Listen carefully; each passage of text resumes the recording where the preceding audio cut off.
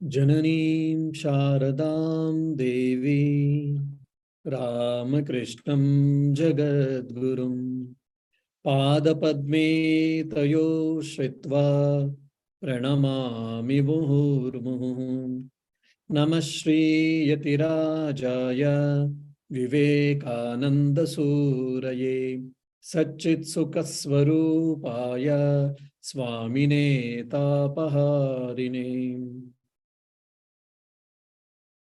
Dear devotees, we had a 2-week break for Drik Drishya Viveka class. Of course, if you are a sincere student of Vedanta, the class break might be there, but you should not have any break in your thinking. Oh, Swamiji is not taking Drik Drishya Viveka class for 2 weeks, so we have got holiday. Then we'll keep our book aside. So whenever Swamiji comes for class, then we will try to remember, or when we'll try to hear or understand or whatever. That should not be. If you are a sincere student, whether you got a class or not, there should be continuous study. So I had a very good time in Berlin, in our Germany center. We had an inauguration of the new building and prayer hall, and around 15 monks had come. Of course, here 15 monks are a very big thing. In India, 15 monks, it doesn't make any sense, but here it matters a lot. And afterwards, I had been to Switzerland. Their Swiss Alps mountains I had went, and mountain hiking also I could do. And especially I enjoyed this where the Swamiji stayed in the hotel, and Swamiji had, wandered in that places and all I could visit. And we had in Zurich, we have got a study center. So that's called Pata Chakra. It is interesting. We had a 2 days retreat, 1 day retreat. So classes, bhajans, meditation class, all these things were there. So after finishing all these things, yesterday only I returned. So coming to our Drik Drishya Viveka class today, where we are, we understood 3 types of seers. Drik, seer number 1 is sense organs. Seer number 2 is mind. Seer number 3 is Sakshi or Chaitanya or awareness.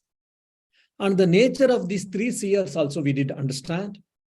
After understanding these 3 nature of the seers, the author, he explained what is the nature of samsara, or what is the cause of samsara. Why are we suffering? Why are we taking again and again birth, and in this cycle of birth and death, why are we being trapped? And why are we suffering, so-called?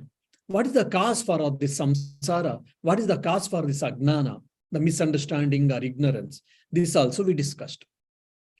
And what is the way out?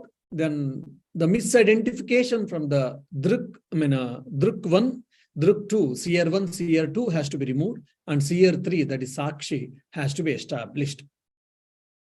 Now, after intellectual speculation or intellectual discrimination, some of us may not be able to still comprehend the truth. Intellectually, we might have understood. Mentally, we might have understood, but we are not able to put into practice. I am the Drik, never the Drishya. I am the seer, never the seen. I am the self, not this body and mind, not even this world and its objects. Most of you, by this time, you would have known, no doubt. But after knowing all these things, still it has to be put into practice.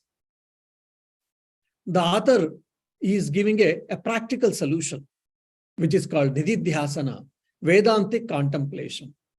So Shravana and Manana is over now.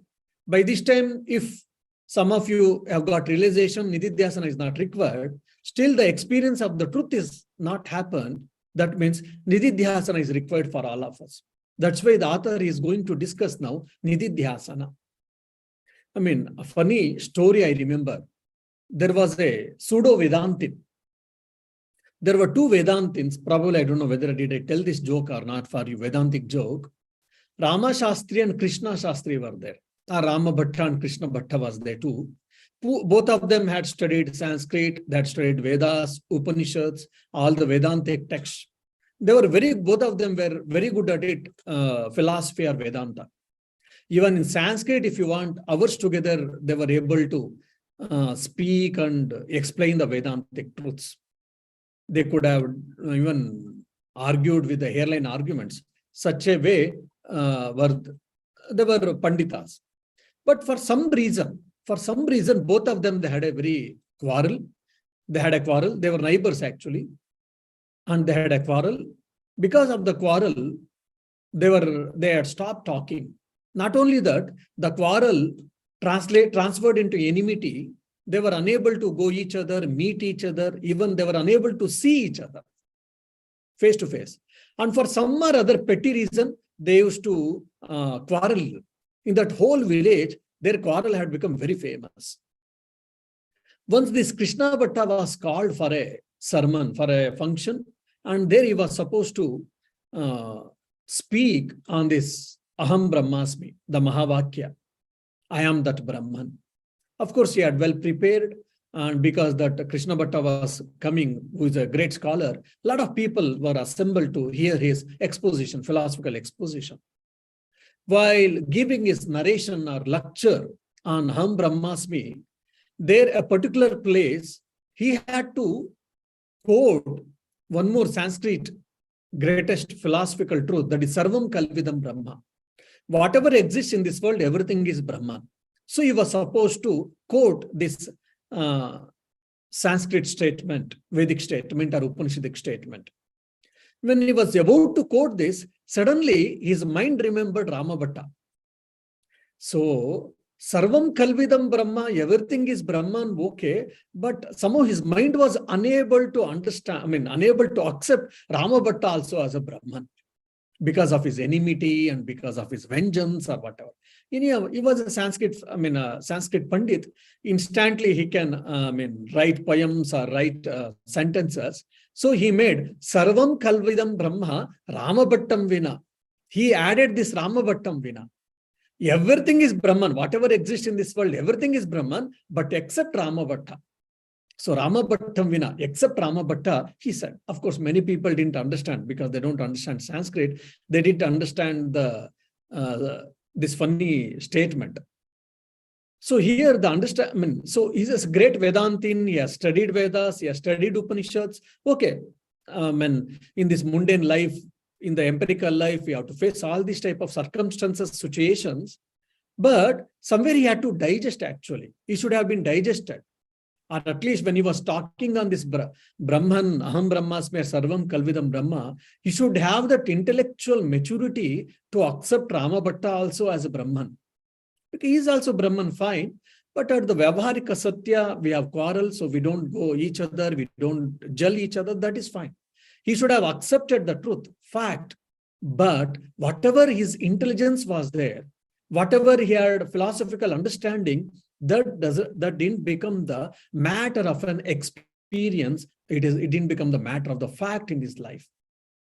So that's where Swami Vivekananda says, practice, practice, practice. An ounce of practice is greater than the thousands of theories. That's why Swami Vivekananda says. He was the greatest Advaitin from the philosophical point of view, from the philosophical exposition point of view, but he was unable to put into practice. Whereas you see in Swami Vivekananda, whereas you see in Ramakrishna Paramahamsa, Ramana Maharshi, in all these great people, they were able to put this greatest truth into practice. So we have to, after understanding this Vedantic truth, we have to put it to practice. Now, Nididhyasana comes into our help or our rescue. So the author is trying to discuss the Vedantic contemplation, Vedantic meditation. Technically, it is called Nididhyasana. So this is one of the unique approach. Though Nididhyasana has been told as a part of sadhana, Advaita sadhana in all the scriptures, but as a part of the sadhana, 6 types of meditations. Vedantic meditation is unique to this work, that is Drik Drishya Viveka only. If you remember my earlier class, we had discussed 6 types of Vedantic meditation he discusses. Here using the word samadhi for the meditation. When we read Nirvikalpa Samadhi, Savikalpa Samadhi in Patanjala Yoga Sutras, and now we are understanding here Savikalpa Samadhi, Nirvikalpa Samadhi, it is totally different. When I mean totally different, technically there is a lot of difference. So we should not generalize it, we should not equalize things. So this is a word of caution I would like to give. Here Samadhi means it is just concentration or meditation. And the Samadhi he divides into two types. He classifies the samadhi concentration into two types. One is internal, the other is external. So internal meditation, external meditation. Why it is internal and external? Because the object which we are taking for the support, we take an object for the support, an object of meditation.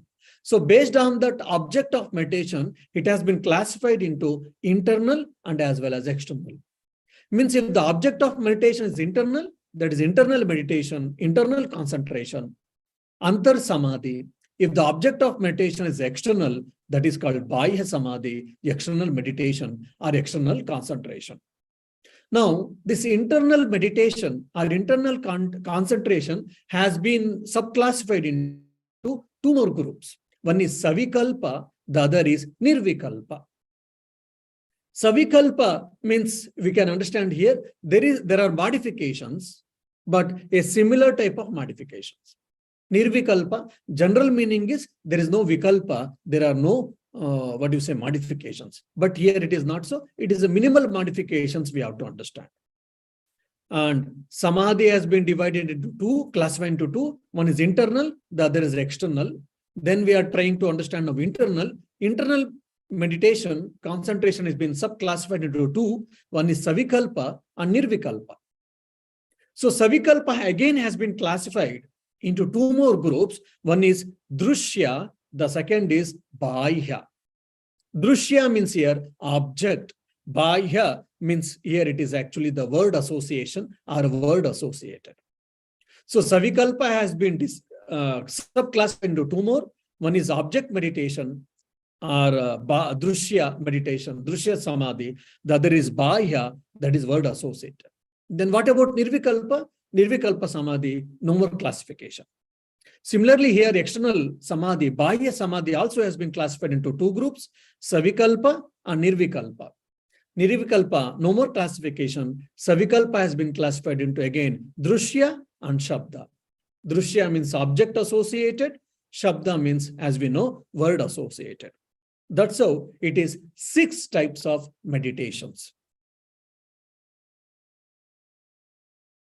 So basically here it is a focusing, concentration, meditation we can understand. In the 23rd sloka, just he gives a mentions. So just I will explain it and we will go immediately for 24th sloka. Savikalpo nirvikalpaha samadhihi vividho rudhi drishya shabdanu vedhena savikalpaha punardvividha. Savikalpaha nirvikalpaha samadhihi dvidharudhi. In the heart, the concentration or meditation is of two types. One is savikalpa, the other is nirvikalpa. Then savikalpaha punaha dvivida. In this savikalpa, again it has been subclassified into two. What is that? One is drishya, the other is shabda. Drishya means object, shabda means word. So what does it mean actually? We will go to details, you will be able to understand. So from 21 or 21st to 31st verses, almost 10 or 11 verses, the author will be, almost 10 verses or 11 verses, the author will be discussing about different types of meditation, different types of nididhyasana. So here, the samadhi which is associated with an object, that is bahya, has been described in the 24th verse. Kamadhyas chittaga drishyaha tat sakshitvena chetanam dhyayet drishyanu viddoyam samadhihi savikalpakaha. It is nothing but attention upon consciousness as the witness of thoughts. It is paying attention to the conscious principle as the illuminator of the thoughts as they are in the mind. Now, the technical meaning of this meditation is Antardrushya Anuviddha Savikalpaka Samadhi. Antardrushya, antar, internal, drushya is object, anuviddha, associated, savikalpa samadhi, conscious meditation. So it is a object connected conscious meditation. the literal translation of this. But actually here, object means it is not the external object, it is the internal object. Antardrishya, internal object.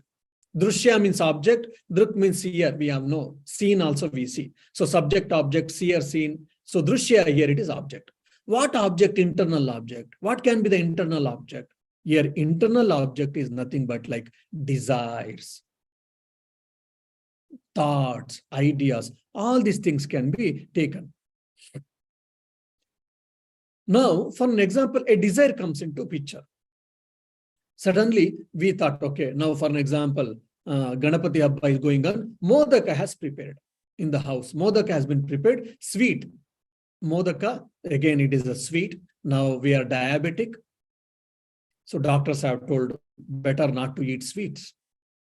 But Modaka has been prepared in the house. It has been offered and it has kept inside. Why? Because they know that we will eat, otherwise our sugar, diabetes will go up. So as a result, house people, members of the house, they have taken care and they have taken the modaka and they have kept inside a room somewhere. It has been locked. Now I am sitting in the hall. There is no modaka externally, but I have got a desire to eat the sweet. I love modaka. There is no modaka externally there, but that modaka, the desire of experiencing eating the modaka is there in my mind. The desire arose in my mind. Mind started thinking, oh, how can I get modaka? If I should probably plead my members, house members. They may give, they may not give. Even if they give half piece or 1 piece, they may give. More than that, they may not give. Even if they give, they may scold me. Or I want 2 or 3, which is not possible. Then how should I get it? How can I go inside the room and wherever it is kept? How can I get 2 or 3 and how can I enjoy? So probably we make our own plans and we will try to get it. We may succeed or fail. This is what happens when, especially when we are children and all. And when you are unable to control your desires, that's what the desire will be translated into action. This is what going to happen. Now, being a student of the Vedanta, you should start thinking that, okay, I got a desire.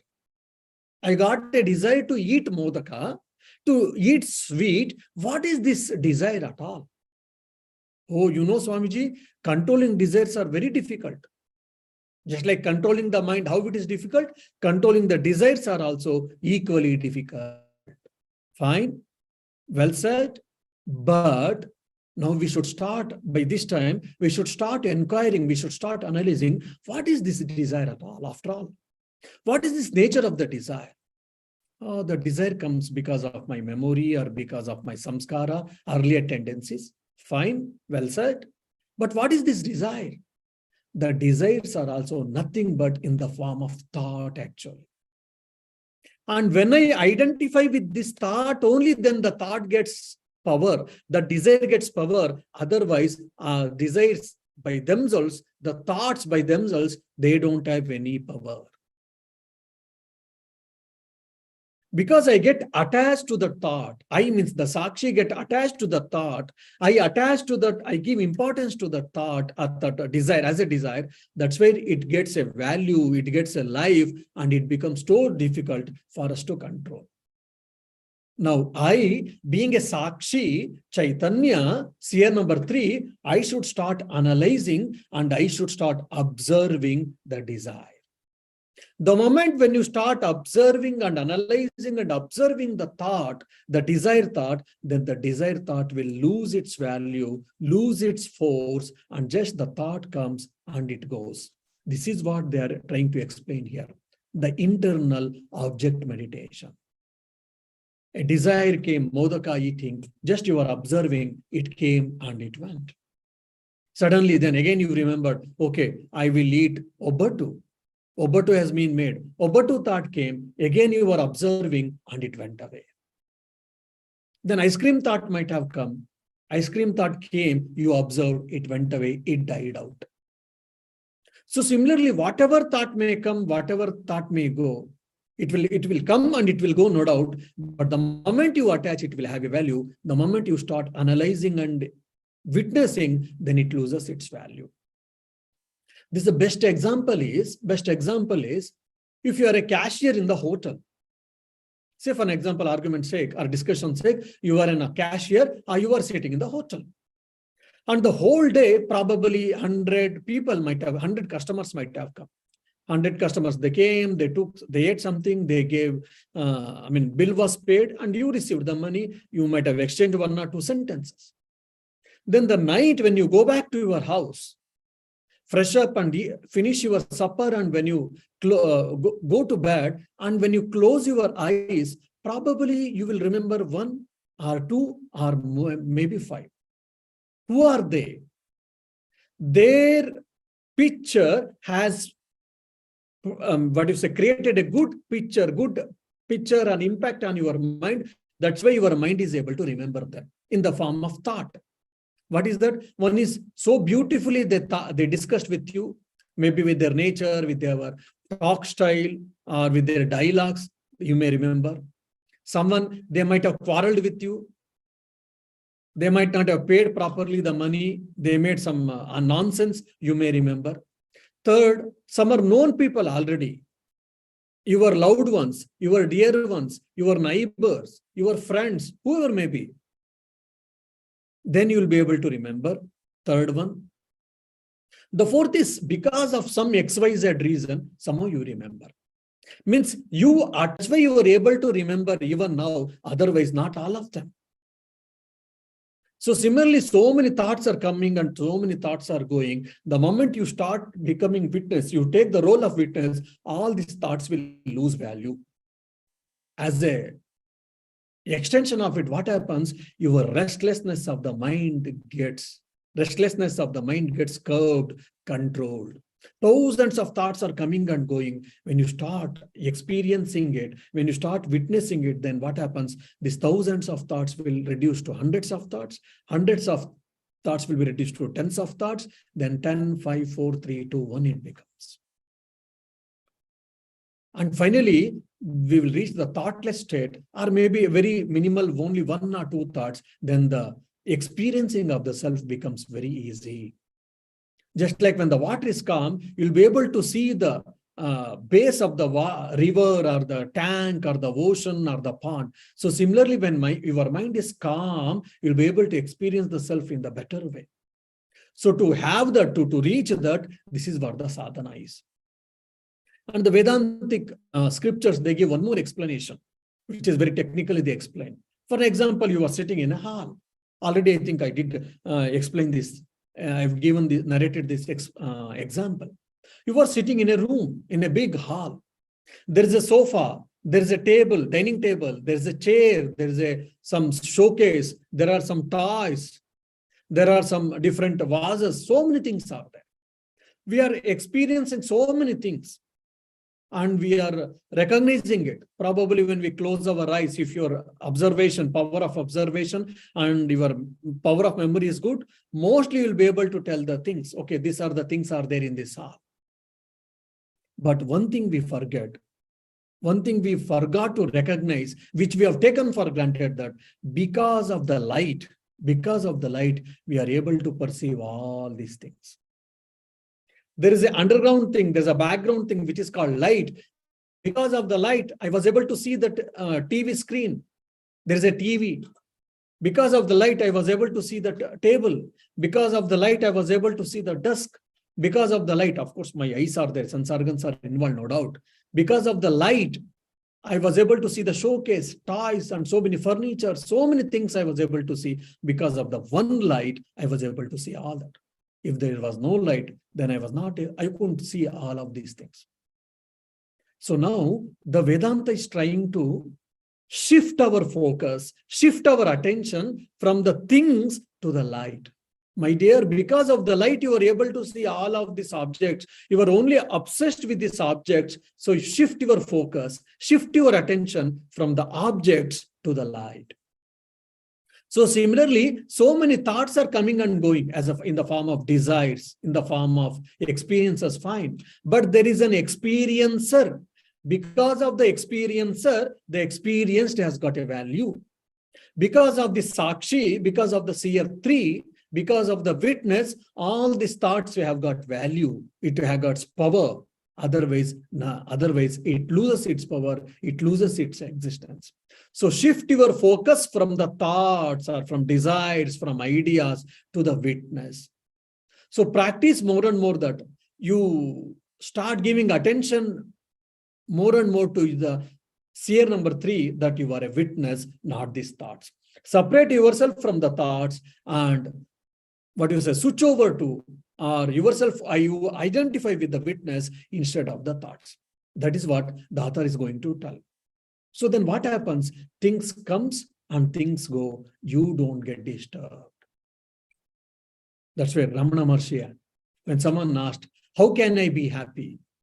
Ramana said, try to know who is that I, then you can be happy. I think if I get money, I'll be happy. Someone say that, oh no, I should get a name and fame, I'll get happy. Someone say that I will get power and position, I will get happy. Someone say that X, Y, Z, if I get, I will be happy. Then the author says, the scripture says, philosopher says that the happiness is in you. You are that happiness, and you are imposing that happiness in the things and the people. And you feel that, you think that the people and the things are cause, reason for your happiness. No, the happiness is your nature.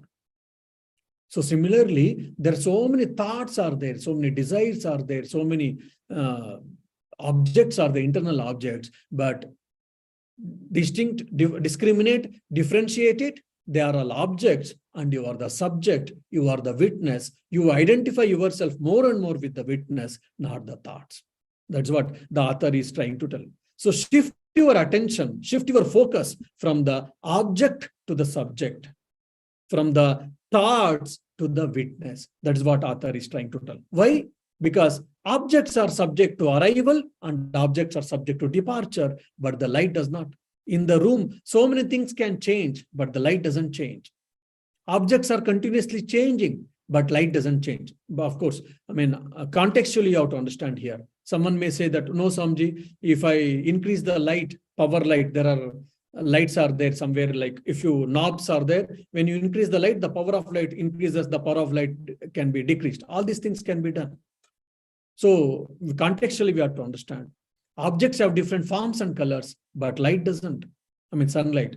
Then objects are subject to divisions. They have got parts and all, but light doesn't have any parts. Light doesn't have any divisions at all.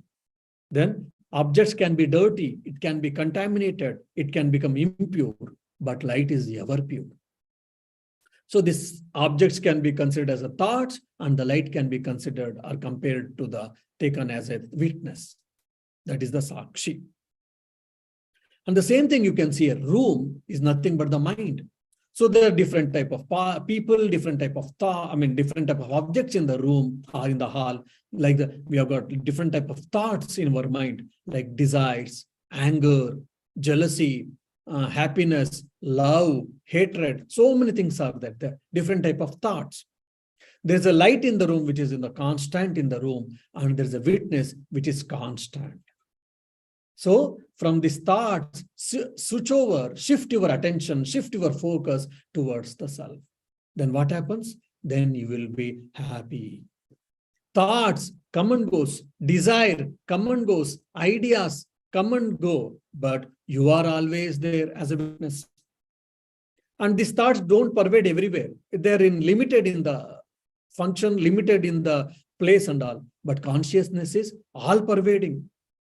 These thoughts have name and form, but the witness doesn't have a name and form. These thoughts are divisible. There are different type of thoughts, but the self is indivisible. The Sakshi is indivisible. It is one, and it is witness. Thoughts are having attributes, good, bad, right, wrong, happiness, unhappiness, all these things. But this witness doesn't have any attribute. It is attributeless. And these thoughts, desires, anger, etc., whatever you say, all are part of the thoughts. It is a part of the mind, and it is nothing but an object. Whereas I being the witness, it is the subject.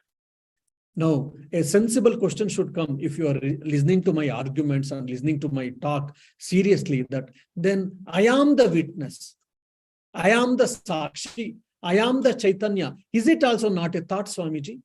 Then is it not an object, Swamiji? The the question should come if you are listening seriously the class. Yes, initially at the beginning, I am the Sakshi, I am the Chaitanya, I am Satchit Ananda, all these things will be in the thought form, no doubt, initially, but that becomes a matter of experience. The thought becomes a matter of experience that we should understand. So here 3 steps are there. One is, step 1, you should understand that your mind has got different type of thoughts, different type of desires, different type of emotions, memory, all these things. Fine. Then step number 2, you are different from all of them. You are the seer, witness, Sakshi, seer 3, and they are seen, they are objects, different type of objects, internal objects, they are all. Then the third is, and understand that you are the witness, you are the cognizer, and they are cognized. So you are separate from that, you are different from that. So shift your focus from the cognized to the cognizer, to the observed to the observer, to the seen to the seer. That is what this meditation technique is trying to teach. Means from the thoughts, you should shift yourself to the consciousness. Different types of thoughts are coming and going. Different type of desires are arising in the mind and they are subsiding, but you be the witness. When you hear this, it looks very nice, no doubt. Yeah, it is nice. It is a very interesting point, a very interesting concept. You may hear and you may keep quiet. But if you start experiencing, if you start experimenting, you will be able to understand that all these so-called desires, so-called thoughts and emotions, it stops. It loses its value. Say for an example, argument's sake. You had some strong thought to eat some ice cream. Doctor told not to eat, but I am unable to control my mind. So eating ice cream is one of my weakness. I am unable to control mind. I am unable to control. I am unable to desist from eating ice cream. As a result, I eat and I get suffering. Then I try to control, unable to. Sometimes I'm able to control, sometimes unable to control. If you start thinking that, okay, I would like to eat ice cream. It is my desire. Fine, I have got a desire. Understand that I have got a desire, and this desire is also nothing but a thought. And the thought doesn't have any value. The thought itself doesn't have a life. The moment when I attach myself with this, then only it gets power, it gets energy, it gets value, otherwise not. Then objectively, if you start observing that I would like to eat ice cream as a thought, and if you start witnessing, practicing witnessing and observing that, slowly that desire gets diminished. The power of this desire gets actually reduced. So how to control mind? How to reduce our desires? We keep on thinking, we keep on asking, and we will be also searching how to do it. So this is one of the practical application. Mind is highly volatile. Mind is highly restless. So many thoughts and so many emotions are coming and gushing in my mind, and my mind has become very confused and highly agitated. Then sit calmly, take a deep breath for 5 or 10 times, and you start thinking, what is that really my mind is getting boggled? Why I am getting disturbed? What is the reason? What is the cause? Initially, you may get confused. Initially, you may feel that everything is in pulmile. But slowly, if you start thinking, you will understand a particular thought, a particular desire, a particular worry is making your mind agitated, worried, tensed, strained, stressed, all these things. Then first point, you will recognize it. Second, you should start understanding that is only a mere thought and you are the witness. And the third, attach yourself or think deeply that you are a witness and not the thought. Then it loses its value. Your mind becomes calm. You can enjoy the peace. You can experience the concentration. You can experience the happiness. This is what we have to understand. This is what the practical application of separating myself as a Sakshi from the thought, from the desire, and from the emotions. We are all emotive people. Someone scolds me, someone praises me, I am very happy. Sometimes because someone's praised me, I'm very happy. I go out of way, I will help him. And he misuses me. Afterwards, I understand that, oh, he put a stepney. We always say in a layman's language, in a slang language, stepney ಆಗ್ತಾ ಇದ್ದಾನೆ ನೋಡೋ, stepney ಹಾಕ್ಬಿಟ್ಟ ಚೆನ್ನಾಗಿ ನನಗೆ. So when we were praised by someone and we took it seriously, and people misused it. People exploited the situation. And people scolded, people abused us. Again, we are morose, we are unable to sleep, our mind is worried, I'm unhappy, my mind is disturbed. All these things we experience. Okay, all these emotions are also nothing but thoughts. I am not the thought. Thought is something, an object, which is the part of the mind. I am not the mind, because that is the seer number 2, which are all the part and functions of the mind. I am seer 3. If you can discriminate at that given point of time, and if you can experience it, then all of this mind getting agitated, mind getting disturbed, or restlessness of the mind, all these things will be easily controlled. Or control is possible. That's what I used to say. Easily controlled, I cannot say for all at all times, but at least control is possible. Regulation of the mind is possible. Now, the second type of Savikalpa Samadhi has been described by the author. That is one, it is a like internal thought meditation, we can say. Internal thought discriminative meditation, we can say. Now, he uses the sound as the meditation technique. Sound means what? Aham nityaha. I am the eternal. There was no time I was not there. There is no time I am not there. There will be no time I will not be there. Means I am nitya. I am there all the times. Nitya, Shashvata, Purana, Sarvagata, Kutastha, Achala, Shanta, Shiva. So these are the so many beautiful words we have heard from whoever studied Bhagavad Gita, whoever studied Upanishads, we have heard. These are the few words which try to describe the nature of the Atman, nature of the Brahman, or nature of the self. So we can also try to meditate on these words, on the meaning of these words, so that we will be able to, experience the self, or we'll be able to try to understand and experience who am I. So this is what the thought-associated internal meditation. So let me try to discuss and analyze and explain the word-associated internal meditation in the next class. Om Shanti Shanti Shanti Hari Om Tat Sat Shri Ramakrishna Arpanamastu.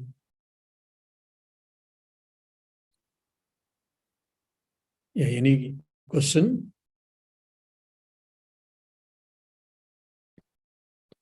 Okay, Swamiji, that was a good one. Swamiji, just observing the thought versus you said that I am having the thought that I am the cognizer, I am the Atman. In the third one, clearly, again, it is another thought. Yes. But just observing the thought also, is it another thought? If the second step where I recognize that I'm different from the thought, I'm just observing the thought, is that also another thought? Yes, it is a very hairline difference actually. Initially, it will be thought only. Because technically speaking, the pure awareness, the bare awareness cannot think actually. To think, it needs mind, isn't it? So it is also a thought process only, but it is just like you take you went to the forest and you were walking, a thorn prick your feet. Then you take one more thorn. With the help of thorn, you remove the thorn which had gone inside your feet. It is like that. So by you are focusing, or you are forcing consciously some thoughts, rightful thoughts, to eradicate the wrong thoughts, to control the unwanted thoughts, or body-mind thoughts, or body-associated thoughts, mind-associated thoughts. So refining, then it becomes a thought. Finally, we will go to the akandakara vritti, that I am that Brahman, I am that self, I am that self. That one thought removes akandakara vritti, destroys the entire ignorance, and I will experience who am I. So that has been explained beautifully in Vedanta Sara. But as I'm observing the thought, Hmm. as I'm observing all my thoughts, right? There is likely to be a pause between the thoughts, Yes. right? And then at that stage, I have no thought. Is that the right way to look at it? Or if Okay. moment I say that if I'm also thinking that I'm Sakshi, then I'm always having that thought. Yes, you are right. Now, what happens actually now, we have got a thoughts, no doubt. There are a number of thoughts, first point. And most of the time, the thoughts are associated with my body and mind. Okay. Now, the author is asking us to shift our focus, attention from body mind thought to the self thought. I mean, I am the self. I'm not the body and mind. So the focus of the thought has been shifting from the body and mind, or thoughts or the objects or the desires or the emotions, whatever you can take. Just in simple way, you put body and mind. You are shifting your thought process from body and mind to the self. Then you are forcing consciously, you are encouraging your mind to think more and more that I am the self, I am the self, I am the self, not this body and mind. Yes, it is a thought process, no doubt.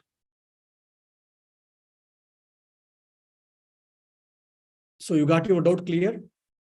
Yeah, I'm just kind of thinking there are two paths, right? One is to say that I'm the self, which I think is a good way to take it away from the body and mind. The other is to just observe the thoughts. And will it automate the point? I think the other way to look at it is, if I'm just observing the thought, there'll be more and more thoughts, versus saying that if I'm just observing the thought and potentially if there is no thought, then I'm in that state where there is no thought for a while. Instead of saying that I'm the self, can I just not do anything, right? Can I just observe the thought? And yes, by observing thought, initially what happens, slowly thoughts, the number of thoughts gets reduced. Then finally, there'll be only one thought, the observer thought. Yes. So probably I can put like this. Initially, observer thoughts will be less, observed thoughts will be more. Then by exercising this, observed thoughts will reduce, observer thoughts I as observer will increase. Then slowly observed thoughts also will reduce completely, and I am the observer thoughts alone stays. The content of the vritti will be only one, pratyaya, which is called one, but there are so many thoughts. I am the observer, I am the observer, I am the observer. Yes. Understood. Yeah. Namaste, Swamiji. Namaste. No, it's a continuation of the same question. It's sort of like the mind can observe itself, right? Because like now when you talk about the seer 3, mind can observe itself. Now when you talk about the seer 3, the seer 3 like something apart from the mind. The seer 3, the Sakshi is observing the mind here, and that's what the Vedas are taking us towards, the observer of the mind. Seer number 3 is Sakshi. Seer number 2 is the mind. Seer number 2 is the mind. Yes. But the seer number 2, which is the mind, can observe itself, which is a property of the mind. So I feel like a lot of times we get stuck there, and we think that, the observer is actually the mind itself observing itself. Is that, can we get stuck there? So yeah, I understood your question. So now you see, if there is only seer 3, for argument's sake, we will forget that seer 1 and seer 2 we will forget, as we will take for discussion's sake. There is no seer 1 and seer 2. There is only seer 3. If the only seer 3 alone exists, then it doesn't need anything to think, anything to get out. Okay. Now the bondage is there in the seer 2 only. The seer 3 is misidentified with the seer 2, fine, but the bondage exists in the seer 2 only. So the bondage, since exists in seer 2, the liberation also has to happen in seer 2 only. So I am thinking that mind, means I am thinking that I am the mind, means mind is thinking that it is in the mind. Mind is thinking, it is in the body, mind is thinking so many things. So using that thinking process itself, I am trying to think I am not the mind and body, I am the self. Because thinking has to be done by mind only. But without the presence of Sakshi, mind cannot work. Mind cannot perform its actions. Even mind cannot do any of its activities.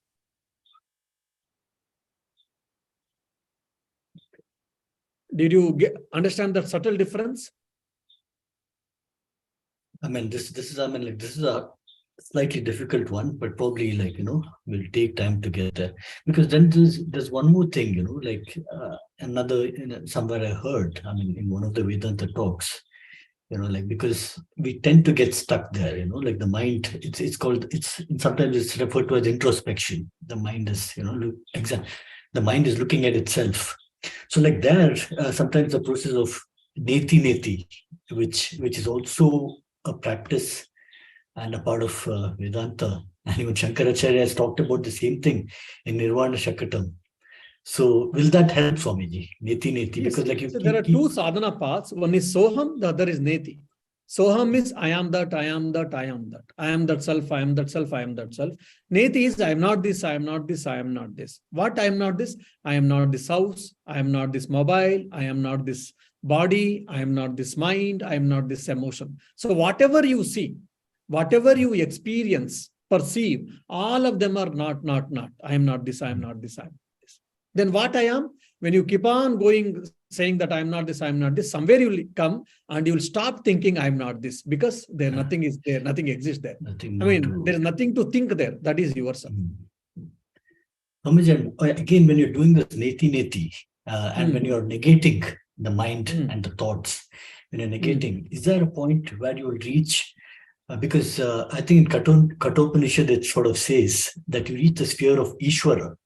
Because now there is the body, there's the mind, and there is Sakshi. And in between the mind and Sakshi, there is Ishvara. So somewhere, is there a connect between Ishvara? Will we end up reaching the sphere of Ishvara? And then when we go beyond you can Ishvara, say it as a cosmic mind.